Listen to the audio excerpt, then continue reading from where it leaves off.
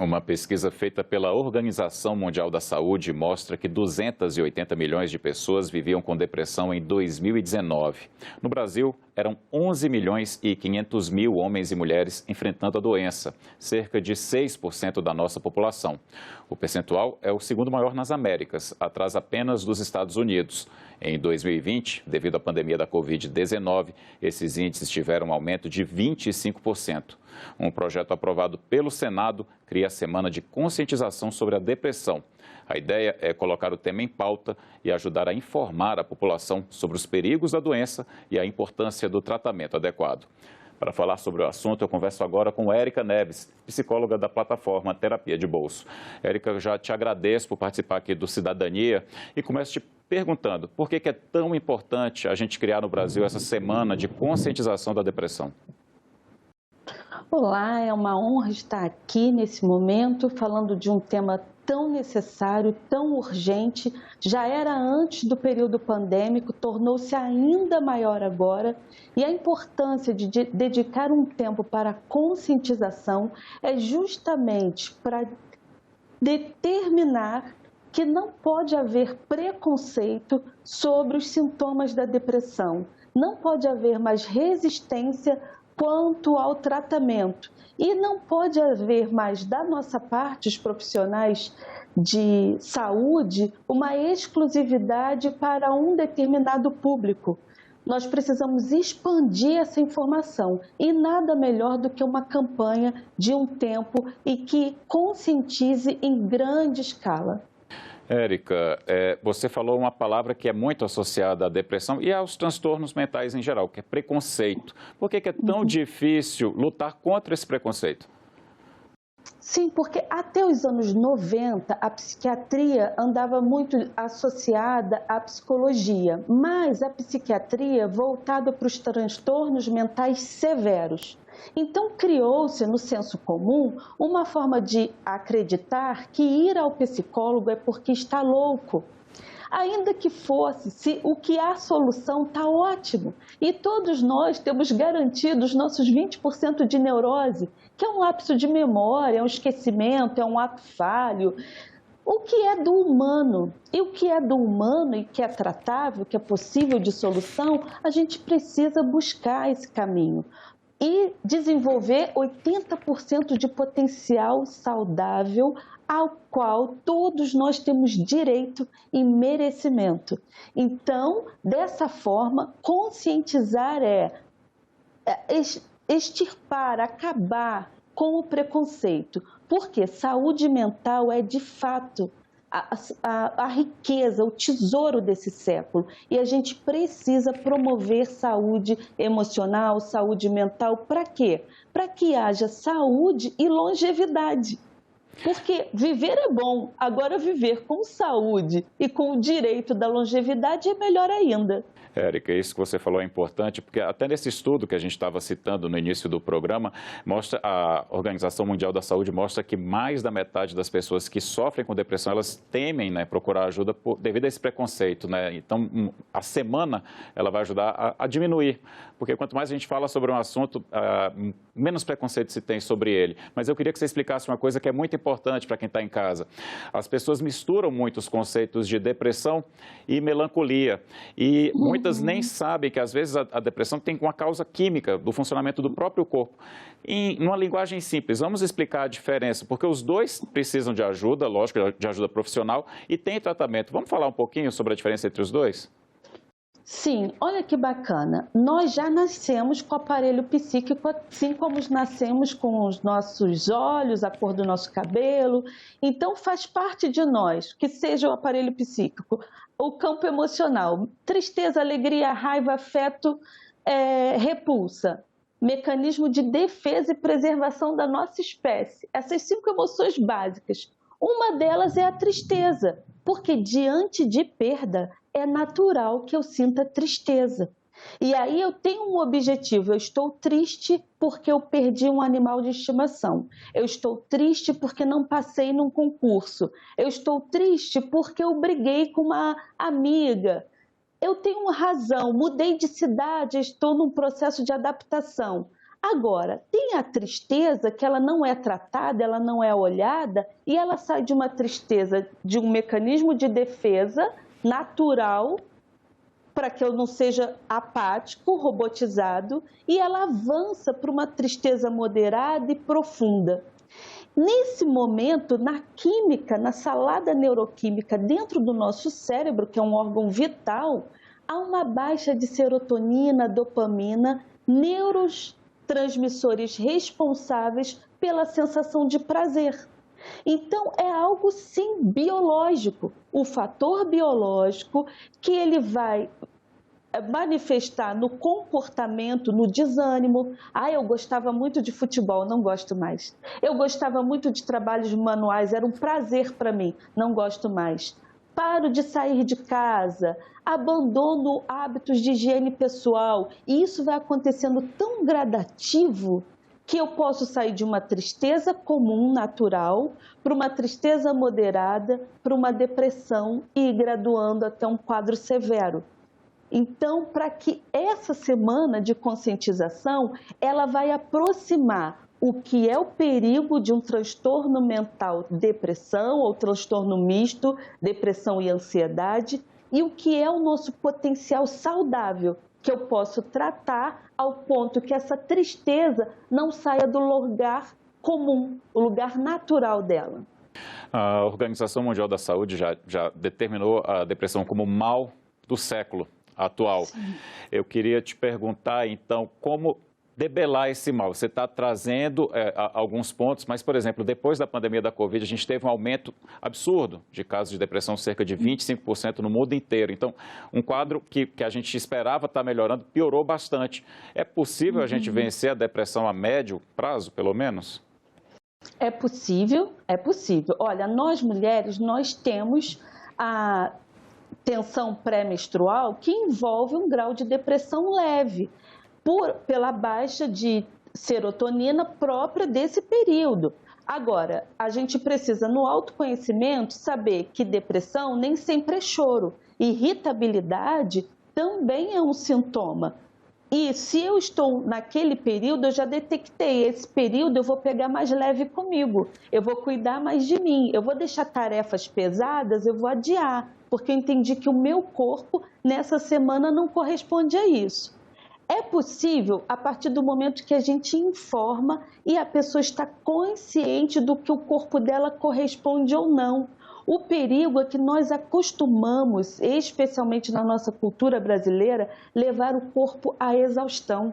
A gente acha bonito dizer, quando eu fui dormir, eu deitei feito uma pedra. Quando eu parei meu expediente, eu já estava morta. E a gente diz isso como se fosse um pódio. Olha, eu sou a senhora superação, o senhor superação. Só que isso leva o corpo num nível de desgaste que a resposta dele vai ser o recolhimento. Os sintomas da depressão também são mensageiros. Eles também estão dizendo, está insuportável, olha para si. Então, eu posso orientar mulheres, posso orientar adolescentes, jovens, homens e dizer, você tem um volume para carregar. Você pode escolher como recurso uma bolsa que você vai carregar no ombro e vai detonar a sua coluna, ou você pode escolher o recurso de uma mala de rodinha que não desgaste tanto o teu físico. Agora, pós-pandêmico, nós estamos em luto coletivo. Nós estamos remendando a nossa alma, sentindo as ausências, as nossas perdas. No micro, na família, no macro, no nosso município e em nível mundial. Nós estamos em luto coletivo. O brasileiro entende o luto como o dia do enterro, o dia do velório ou do culto fúnebre e acabou. Mas luto não é doença, é um processo. E ele não é linear, ele é um espiral. Tem dia que a saudade vai doer de dilacerar a alma, rasgar o coração. E tem dia que eu vou estar lá em cima com essa saudade, essa dor, essa amputação emocional mais cicatrizada. E como que eu vou saber disso? Se alguém me ensinar, se alguém me disser quais são os primeiros socorros no processo de luto. Quais são os primeiros socorros no momento de uma tristeza profunda? E de posse desse conhecimento, dessa caixinha de primeiros socorros emocional, eu dou conta de viver os meus dias e encontrar novos sentidos, apesar de tamanha dor. Érica, vou aproveitar essa resposta que você deu. Você levantou 2 pontos que eu quero aprofundar um pouco mais. Um deles diz respeito exatamente à questão que mostra que o Brasil ele tem uma incidência maior que a mundial, né? De acordo com essa pesquisa da Organização Mundial da Saúde. São cerca de 6% dos brasileiros que lidam com a depressão e a média mundial é de pouco mais de 4%. Você falou um pouquinho dessa nossa cultura de se orgulhar de fazer demais. Tem outros pontos que você, como psicóloga, como terapeuta, percebe na nossa cultura que agravam? Sim, eu amo ser brasileira, eu amo ser serrana, teresopolitana, e eu estudo o script transgeracional e o script cultural da nossa nação e da minha região. Então, nós somos conhecidos mundialmente pelo carnaval e pelo futebol. Para a gente, para a nossa memória coletiva, pode ficar como se a gente tivesse âncoras e pico de alegria, de euforia, mas que a gente não teria uma satisfação, uma harmonia mais constante na vida. Então, a gente tem uma euforia muito grande dada por esporte, ou pela dança, ou pela música, ou pela cultura, e depois nós voltamos para um período, digamos assim, de sofrência. Se essa verdade entra para o inconsciente coletivo, ela é perigosa. Então, por que o brasileiro, num país tropical, abençoado por Deus e bonito por natureza, está com esse destaque? Se tudo aqui na nossa terra está favorável à natureza, à música, à cultura, ao esporte, sim. Se tudo aqui é tão enriquecedor, a comida natural, as frutas tropicais, por que a gente caiu nessa? Por conta de um script, de uma trajetória de sacrifícios e de lutas, e por conta de acreditar que o brasileiro ele é da labuta, ele é da engrenagem, ele é da luta, do suor do teu rosto comerás. Está tudo bem viver dessa forma, se eu respeito o meu corpo e os limites do meu corpo. Então, eu posso dar um salto quântico agora e dizer, não, a minha cultura tem alegria, euforia e tem uma satisfação mais constante. Eu posso aprender a praticar gratidão. Eu posso aprender a contemplar a natureza. Nós somos seres da natureza. A gente se prendeu nessa selva de pedra por conta de uma evolução, mas nós pertencemos à natureza. E aqui, quando eu chamo jovens para fazer uma trilha, eles falam, vamos ter contato com a natureza, mas nós somos ela. Então, eu estou tendo contato com a natureza quando eu estou com outro humano.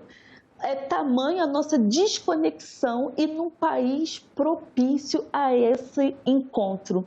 E essa fluidez de alma, de mente, de coração, que reverbera para o físico. Porque o físico ele vai manifestar tudo aquilo que eu trabalho no meu campo emocional. O corpo físico, ele fala, uma alergia fala o que eu estou fazendo comigo. Uma enxaqueca constante está dizendo para mim, olha, você está tentando resolver esse problema quebrando a própria cabeça. Se afasta um pouco, assiste de longe esse problema, esse conflito, para um insight de solução. Os insights a gente promove como? Com contemplação, respiração consciente, uma caminhada. Você pode ir de um ponto a outro. Na ida, você está com o pensamento saturado, tentando resolver um conflito. Forças que se contrapõem. Na volta, você já oxigenou a mente, você já liberou uma endorfina, uma dopamina e você já promoveu os seus próprios insights de resolução. Então, muitas respostas estão em nós. Érica, o outro ponto que eu queria puxar de volta para a gente aprofundar mais é a questão do aumento da prevalência da depressão entre jovens. Uma pesquisa feita pelo American Economic Review mostra que há um aumento de 83% na prevalência da depressão entre jovens com idade de, no máximo, 28 anos, né? Entre 18 e 28 anos. E isso você mesma falou aqui rapidamente também, que é uma realidade no Brasil. Por que está aumentando tanto, principalmente entre os mais jovens? Sim, entre os mais jovens que já nasceram na era tecnológica, o excesso de tela, há pesquisas recentes que apontam esse excesso de telas, a forma de memorizar mudou, as vivências corporais, subir em árvore, escalar, brincar de pique, coisas que faziam com que a gente ganhasse uma robustez na alma desde a infância, se perdem pelo modo como mudou o que seja entretenimento e lazer, é muito parado, é muito contido.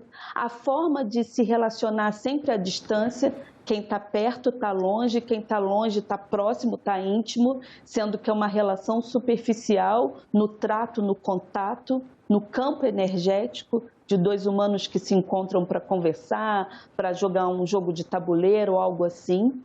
A ditadura da beleza sobre os jovens, a ditadura do consumo e também da competitividade.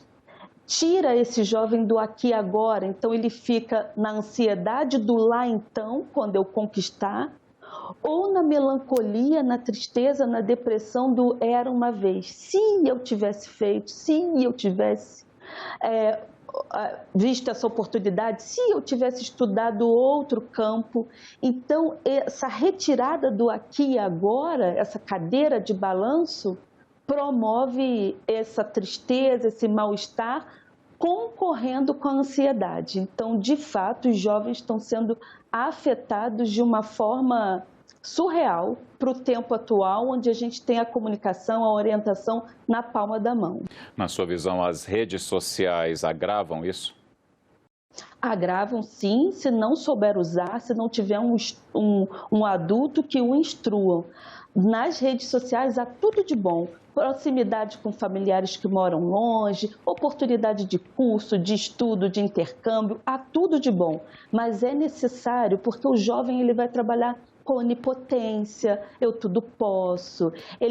A onipotência juvenil é como se ele tivesse o tempo todo pela frente e plenos poderes. Então, um adulto estruturado, maduro, precisa dizer, não, há limite. Há limite de uso, há limite de escolhas. Você não vai fazer uma trilha nas redes sociais que toque na moral, nos valores, nos princípios, ou que leve você para uma perda de tempo infrutífera, que você não está adquirindo conhecimento, não está fazendo relacionamentos saudáveis. Então, um adulto precisa monitorar até que ele se reestruture e dê conta de si. Porque chega uma hora que esse jovem, quando ele fizer um contrato, ele vai assinar esse contrato. É essa hora que o adulto, o educador mais próximo, vai poder confiar tudo que depositou nele sobre como é viver, como é decidir, como é fazer escolhas, principalmente na rede social, que é um mundo aberto. Então, o adulto precisa monitorar, sim, porque é uma janela aberta para o mundo, para o bem e para o mal. Érica, na sua visão, existe subinvestimento no tratamento da saúde mental no Brasil? E quais as consequências disso?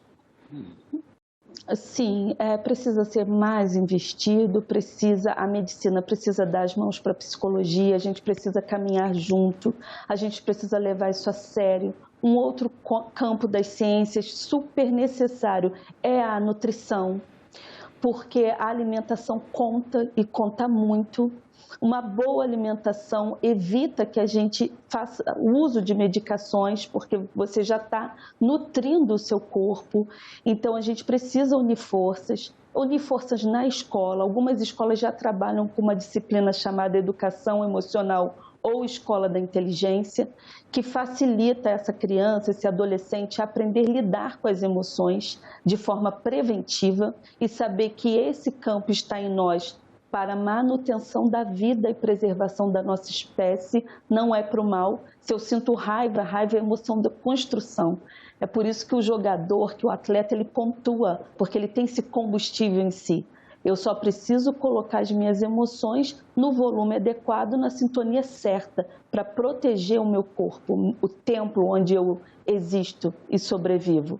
Então, existe-se uma necessidade maior de investimento. Eu volto a dizer, eu também sou professora, lecionei nas classes de alfabetização, depois fui atuar na psicologia escolar e clínica. E hoje trabalho com saúde mental do educador.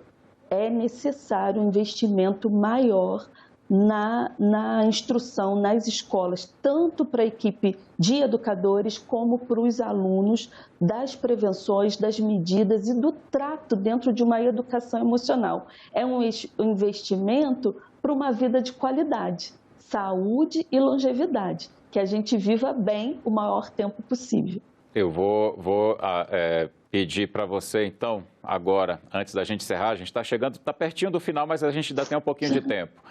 Duas coisas. O que você diria para um pai e uma mãe que estão lidando com um jovem dentro de casa com depressão e estão tendo dificuldade para fazer, para ajudá-lo? Para um pai e uma mãe com um filho, né? Isso. Um minuto. Que você acabou de falar para a pessoa em si, né? Que não adianta só desabafar, mas que ela tem que procurar ajuda profissional. Para um pai e uma mãe lidando com um jovem ou uma jovem com depressão dentro de casa. Sim, quando o jovem, o filho, está dentro de casa, trancado no quarto, não há grupo social, não tem um melhor amigo, não tem um hobby, nada ancora ele na vida, o ideal é fazer esse convite. Filho, vamos até um profissional que te ouça, que entenda o que está acontecendo no fator biológico, no fator psicológico e social. E ele vai te mostrar os meios, os recursos para que você dê conta e supere essa fase. É uma fase, vai passar.